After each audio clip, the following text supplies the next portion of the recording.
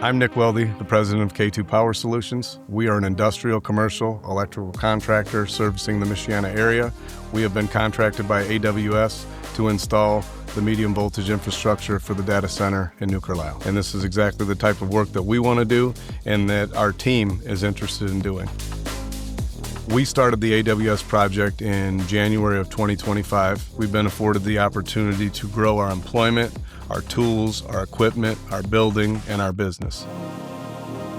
Job opportunities in the building trades have dramatically improved, and those young people now have careers in the electrical industry, and that career presents great wages, benefits, insurance, and an opportunity for them to provide for their families. We see this project as a job creation multiplier for our area and will benefit all industries. This has allowed us the opportunity to now develop the next wave of the workforce that will be able to service the Michiana area.